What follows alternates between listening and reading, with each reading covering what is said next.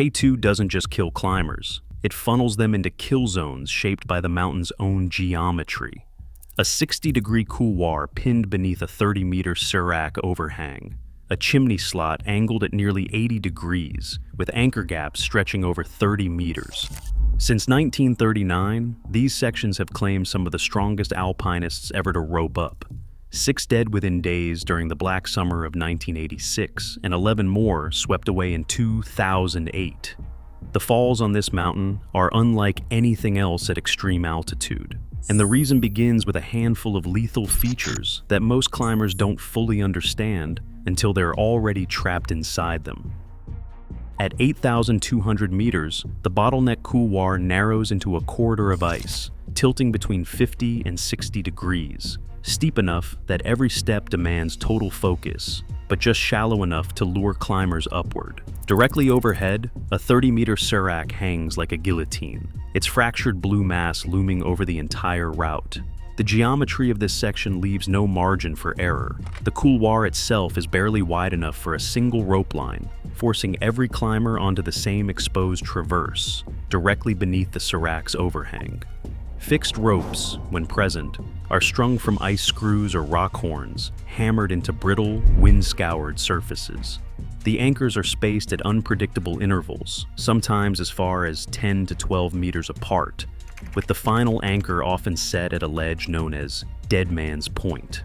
Above this, the rope line can vanish entirely, leaving climbers to navigate unprotected ice. When a rope fails or is sheared by falling ice, the next secure anchors may be 30 meters below, guaranteeing that any slip becomes a catastrophic fall. The physical demands here are relentless. Oxygen levels have dropped to a third of sea level, and even the strongest climbers move in slow motion, lungs burning, minds clouded by altitude. Simple tasks like unclipping a carabiner or resetting a foot placement become life and death calculations. Fatigue compounds with every meter, and as bodies slow, reaction times stretch. In the death zone, exhaustion is not just a feeling, it's a technical hazard. The serac above is unpredictable. Its surface temperature can swing by 20 degrees Celsius in a single day, driving cracks deep into the ice. A single shift, a sudden collapse, can send tons of ice crashing down the couloir. When that happens, the rope line is often the first thing to go, cut cleanly by falling debris. In 2008, video analysis captured the moment a rope was severed, leaving climbers stranded with no way up or down. The load path beneath the serac is unforgiving. Every climber clipped in is betting their life that the anchor will hold and that the serac will stay put. Escape options vanish quickly. The overhang blocks any traverse to safer ground. The only way out is forward or back along the same exposed line. And in darkness or storm, the difference between a safe step and a fatal slip shrinks to nothing. The bottleneck's design, its steep gradient, narrow width, and the constant threat from above creates a perfect trap. Once inside, the mountain decides who gets out. At 6,600 meters, House's chimney stands as a vertical fissure carved deep into the Abruzzi spur, a slot barely wider than a climber's shoulders, rising nearly 30 meters at an angle that rarely dips below 70 degrees. The rock is polished by decades of crampon points and ice axes, yet coated with wind-driven snow that can mask loose blocks and icy patches. In this confined space, protection is scarce. Fixed ropes, if present at all, are often anchored only at the base and the top, leaving vast stretches where a single slip will carry a climber the full length of the chimney before the rope catches or fails. The spacing between anchors here is not just a technical detail, it's a matter of survival. Climbers have reported gaps of up to 30 meters between reliable attachment points. In the chimney's narrow confines, friction from the rock offers little help. When a climber falls, the rope does not bite into the stone enough to slow the descent. Instead, the load transmits directly to the next anchor, testing both the hardware and the ice or rock it's wedged into. If that anchor is set in a fragile ice pillar, as during the 2018 Japanese expedition, it may shatter under the force, sending both climber and rope into the void below. The geometry of the chimney amplifies every mistake. There are no ledges to break a fall, no city holds to catch a desperate hand.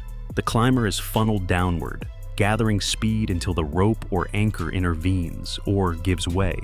Even when the rope holds, the jolt can be enough to cause injury or to yank gear loose from the rock. The risk is not only vertical, a falling climber can swing out of the slot, slamming into the wall with enough force to break bones or rupture equipment. On the mixed slab above the chimney, the situation grows even more precarious. Here, the rock transitions to a patchwork of ice and loose stones, where anchors become even more sparse and difficult to trust. Climbers may find themselves moving for long stretches with no protection at all, relying on balance and nerve alone. Any fall here becomes a rapid, unbroken slide, sometimes over 100 feet, before the rope, if it exists, comes tight. The consequences of anchor scarcity are stark. The longer the rope between points, the greater the force on every component in the system, and the slimmer the odds of survival if anything fails. The combination of extreme gradient, narrow passage, and sparse protection at house's chimney and the mixed slab above creates a kill zone defined not just by the mountain's shape, but by the limitations of human equipment. Every ascent through this corridor is a negotiation with gravity and chance, where the simplest misstep can trigger a fall that no rope, however strong, is guaranteed to arrest. Dudley Wolfe's story begins high on the Abruzzi Spur in July 1939, when the mountain was still largely unmapped, and every step above 7,000 meters was an experiment in survival. Wolfe, a New York financier with little high-altitude experience, found himself stranded alone at Camp 7, more than 7,500 meters above sea level. The rest of his team, led by Fritz Weisner, had retreated down the mountain after a failed summit push, leaving Wolfe exposed to the full force of K2's upper slopes. For days, Wolfe endured the thin air, bitter cold, and relentless wind. Supplies ran low. His only shelter was a canvas tent, battered by storms that swept across the Karakoram. The radio fell silent. Attempts to reach him grew more desperate as the days passed. 3 Sherpa rescuers, Pasanki Kuli, Pasanki Tar, Pinso, set out in succession to bring him down. None returned. The mountain swallowed all 4 men, their fates unknown for decades. The technical limits of the era left little room for error. Wolfe's ice screws, hammered into brittle blue ice, were the best available at the time, but no match for the shifting, wind-scoured slopes. Later analysis suggests that at least 1 screw snapped under load, possibly triggered by a slip on hard-packed snow or a sudden gust. At that altitude, a single misstep, especially with failing anchors, meant a fall of hundreds of meters. There were no fixed ropes spanning the dangerous gaps between camps, no reliable anchors sunk deep into the ice. Every move was a gamble against exhaustion and exposure. Wolfe's body was finally discovered in 2002, over 60 years after he vanished, lying far below Camp 7. His remains, preserved by the cold, offered stark evidence of how far he'd fallen and how little protection his equipment produced. The tragedy underscored the lethal consequences of high-altitude isolation and technical failure on K2's upper slopes. In the years since, Wolfe's ordeal has stood as a warning. On this mountain, even minor errors in judgment or gear can turn a bivouac into a death sentence. The story of Dudley Wolfe is not just about one man's struggle, but about the early limits of human survival on the world's most unforgiving peak. In the summer of 1986, K2 slopes became a crucible for ambition and loss. Liliane and Maurice Barrard, a married team from France, set out to prove that partnership could overcome the mountain's dangers. Their summit push on August 6th began under a sky that quickly turned.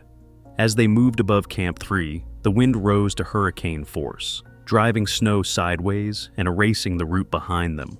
Visibility dropped to 0. The Barrards pressed on, bound by shared resolve, and the hope that 2 climbers moving as one could outlast the storm. But at 8,300 meters, the whiteout erased all reference points. The couple became separated by mere meters, voices swallowed by the wind. Maurice disappeared into a hidden crevasse, his fall muffled by the snowpack. Liliane, disoriented and alone, tried to descend but wandered off the standard line. Her body was found weeks later at 5,300 meters, far below the main route, evidence of a desperate, blind descent through serac fields and avalanche debris. The partnership that had carried them so high was undone by the chaos of a single storm. On the same ridge, Tadeusz Piotrowski, a Polish climber known for solo ascents, made his summit attempt alone. The storm had not abated.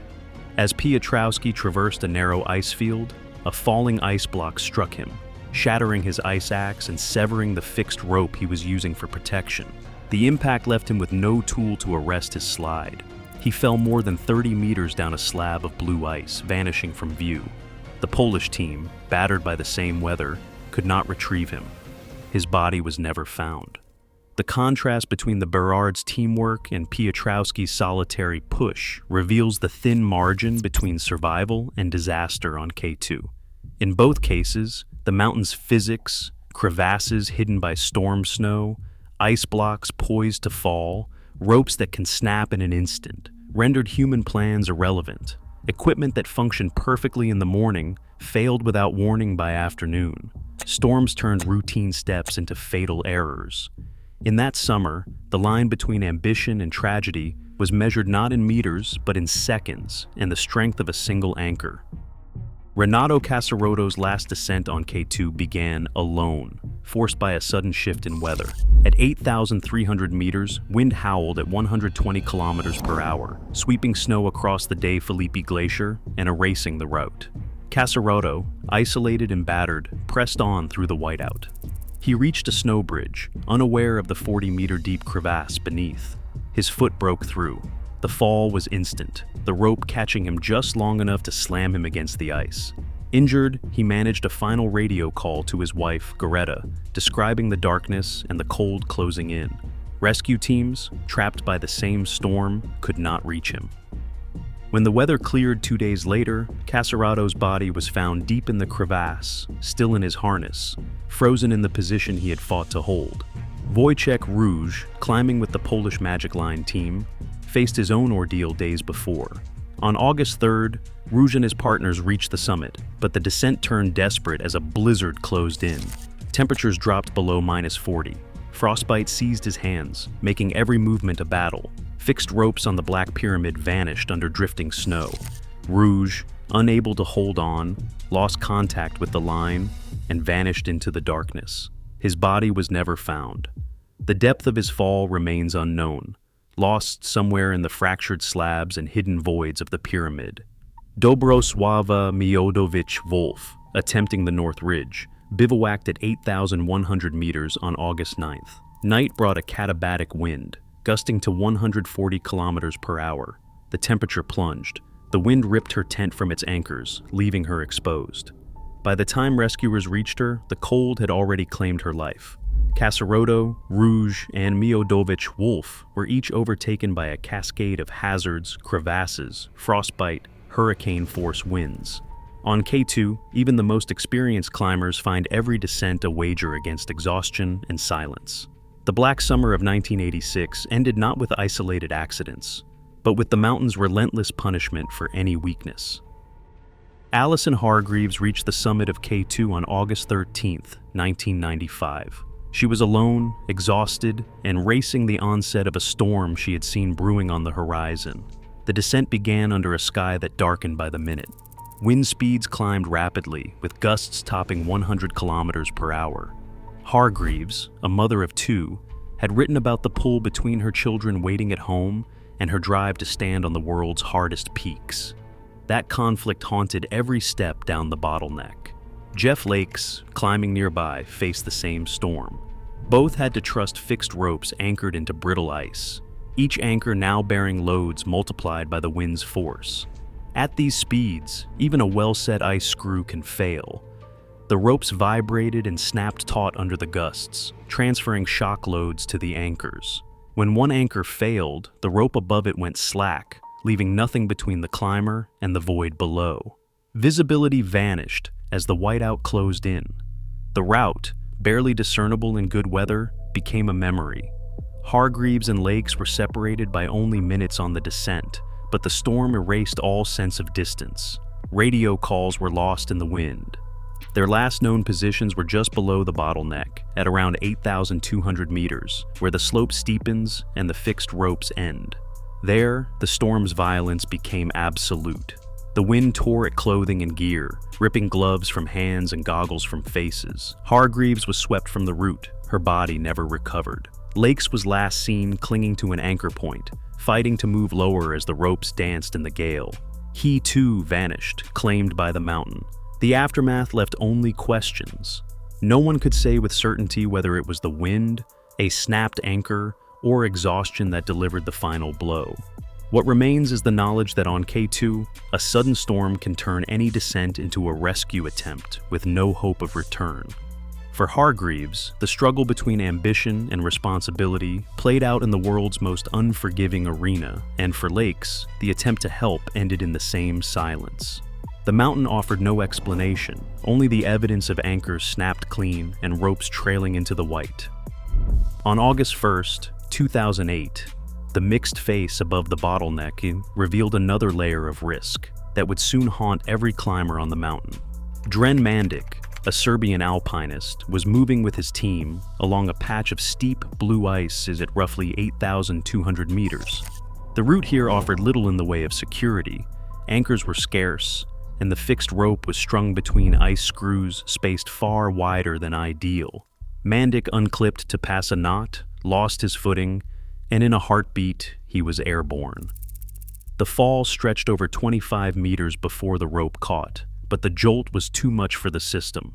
The anchor sheared out of the ice, unable to withstand the sudden force at that altitude and temperature. Mandic's body came to rest far below, and the shock of the fall reverberated up the line. As rescuers scrambled to reach him, a Pakistani high-altitude porter, Jahan Baig, attempted a descent to recover Mandic's body. Baig clipped into the same compromised rope, unaware that the previous anchor had already failed. When he weighted the line, the remaining screws, driven into brittle, sun-bleached ice, gave way in sequence. Baig was swept down the slope in a near-identical arc, vanishing into the same void. Both men died within minutes of each other, victims not of a single careless move, but of a system pushed to its breaking point by the mountain's geometry and the physics of cold ice. The aftermath sent a chill through every camp on the mountain. Veteran climbers gathered at High Camp, examining the failed anchors and the sheared ice pins. Their analysis revealed that the ice, exposed to rapid temperature swings, had lost much of its holding power. The screws, rated for over a kilonewton of force in laboratory conditions, could barely withstand a fraction of that in the real environment. The message was clear. Above the bottleneck, every meter of rope was a gamble, and the margin for error had vanished. The deaths of Mandic and Baig served as an unmistakable warning, echoing through the camps just days before the serac above would collapse and trigger one of the deadliest disasters in Himalayan history. Night draped the upper bottleneck just as climbers from multiple teams inched toward the summit.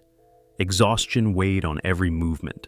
The serac above, already fractured by days of temperature swings, had begun to shift.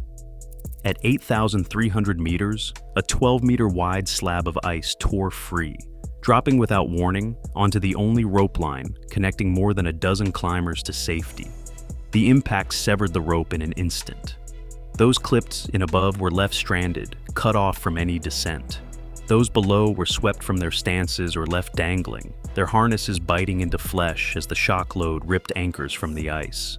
Radio calls turned to panic as teams realized the full scale of the disaster. With fixed lines destroyed, climbers faced a vertical maze of blue ice and darkness with no clear path down. Rescue attempts stalled. Every step risked triggering more collapse, and the cold sapped what little strength remained. Some tried to rappel on tattered rope ends, only to find the lines too short or frayed to hold. Others waited, hoping for daylight or for help that would never come.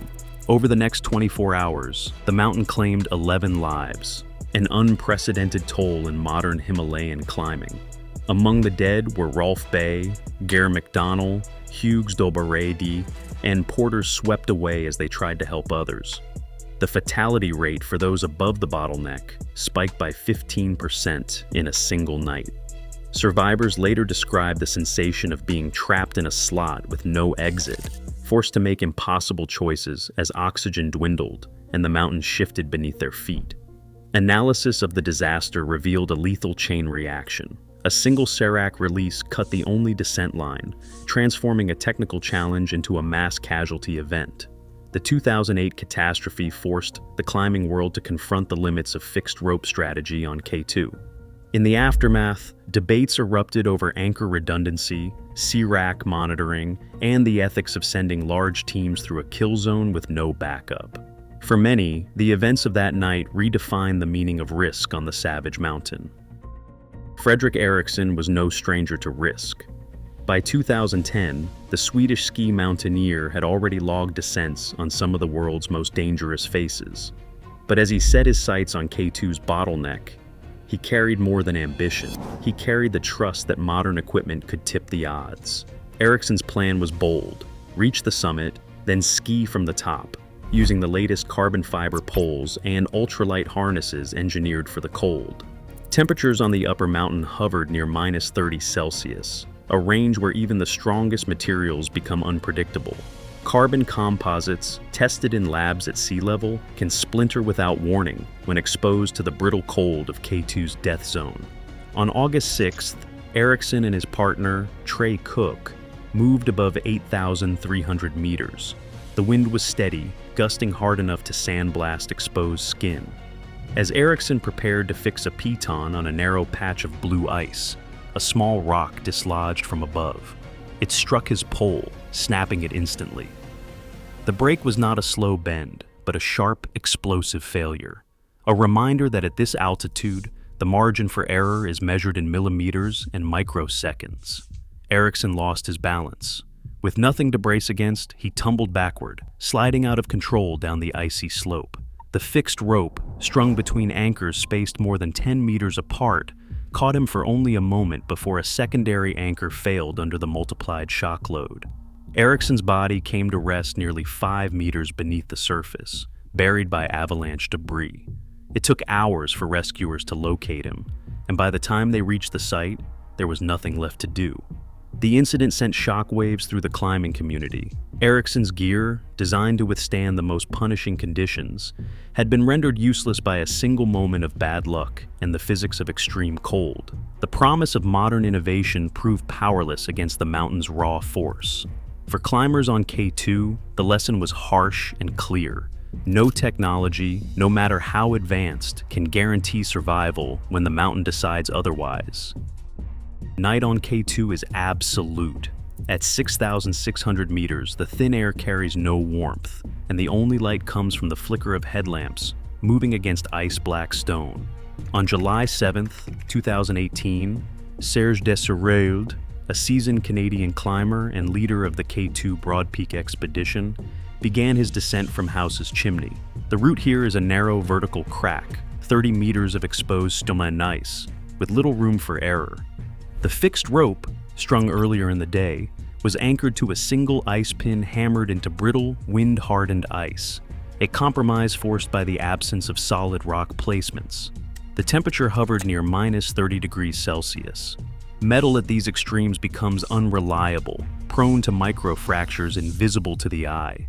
As Desserolles weighted the rope for his rappel, the anchor failed without warning. The ice pin, stressed by repeated use in the cold, shattered under the load. In an instant, he dropped more than 35 meters, striking the ledge below. The fall was fatal. Desserolles' teammates heard the muffled thud in the darkness, but could do nothing.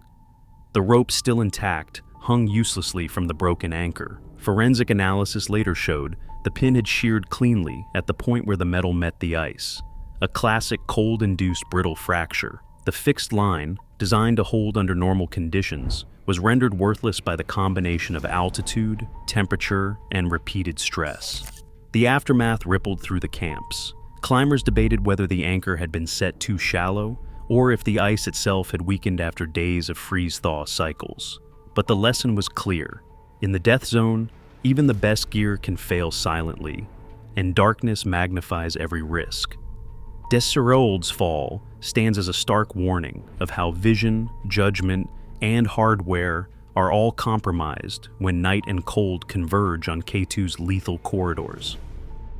Kazuki Hiraishi and Yuka Nakajima, two of Japan's most respected alpinists, set out in July 2024 to attempt a new line on K2's west face. Their approach was pure Alpine style, no fixed ropes, no high-altitude porters, and only what they could carry on their backs. The route was steep, exposed, and largely untested above 7,000 meters. They moved fast, aiming to minimize time spent in the death zone, but this speed came at the cost of redundancy. Every anchor was temporary, every belay a calculation. On August 11th, the pair reached a narrow snow shelf at approximately 7,300 meters. The weather was holding, but the temperature hovered around minus 25 degrees Celsius. Hiraishi led out across a band of hard ice, trailing a 7.5 millimeter dynamic rope, lightweight, designed for fast ascents, but with shock absorption limits well below traditional Himalayan ropes. Nakajima belayed from a stance hacked into the slope, her only protection a pair of ice screws set in brittle, sun-bleached ice. As Hiraishi moved to place a screw, his crampon skated off a patch of blue ice. He fell instantly, the rope snaking out behind him. Nakajima braced for the catch, but the force of a 40-meter fall, multiplied by the thin rope and the minimal friction of the icy surface, overloaded the anchor system. The screws ripped free in sequence. The entire belay collapsed, sending both climbers tumbling down the face. The dynamic rope, stretched to its limit, could not absorb the shock. The failure was total. Rescue teams searched for days, but no trace of Hiraishi or Nakajima was found. The accident stunned the climbing world, not because of inexperience or obvious error, but because the very tactics that define modern Alpine style had reached their technical breaking point. Lightweight ropes, so effective for speed, offered no margin when the shock load exceeded their design. In the push for faster, lighter ascents, the physical laws of shock absorption and anchor strength remained unchanged. The mountain, indifferent to innovation, imposed its own limits. The 2024 fall of Hiraishi and Nakajima stands as a warning for the new era of K2 ascents. As commercial pressure brings more climbers and guides to the mountain, the temptation to move fast with minimal gear grows. But in the death zone, even the best-laid systems can fail in a single silent instant. The price of speed is often paid in full when the margin for error disappears. Forecasts for the 2025 climbing season point to a new era of instability on K2. Remote sensing data from the Karakoram Research Group reveal a sharp rise in rockfall activity, especially along the southwest ridge, and classic kill zones like the Bottleneck and House's Chimney. Sentinel-1 satellite interferometry shows a 73% increase in surface movement over the past 2 decades, while permafrost monitoring at 6,000 to 7,500 meters records a 1.4 degrees Celsius rise in mean annual ground temperature since 2000. The active layer of permafrost has thickened from 1.2 to 2 meters, loosening the grip that once held massive blocks in place. Hazard models for 2025 project the detachment of a 30-meter rock slab on the southwest ridge, a threat that would have been unthinkable a generation ago. The loss of seasonal snow cover has turned lower slopes into shooting galleries, with 2 climbers killed by rockfall below Camp 1 in early season reports. Above, the Sirac fields remain as volatile as ever. Landsat 8 thermal imaging shows summer surface temperatures spiking by 2 degrees Celsius, priming the ice for sudden collapse. At the same time, the number of climbers on K2 has reached record highs. Permit data from the Alpine Club of Pakistan confirm a 5-fold increase since 1995, with over 60 permits issued in 2024 and nearly 90 estimated attempts. The fatality rate per attempt has dropped from 29% before 2000 to about 5% today, thanks to better gear and logistics. But the absolute number of deaths has not vanished, because the exposure pool keeps expanding. Statistical models predict that, even with improved safety, the combination of climate-driven hazards and rising traffic will sustain a steady toll. In the death zone, the mountain's margin for forgiveness remains razor-thin, no matter how the numbers shift. Each season, K2's slopes remain littered with evidence of how a single misstep, magnified by altitude, exhaustion, and shifting ice, can erase every safeguard. Fatalities on this mountain have risen in the last decade, even as technology improves. For climbers and rescuers, risk calculations never close. The real cost is measured not in statistics, but in ongoing loss and unanswered questions. On K2, every ascent still writes its own line between ambition and oblivion.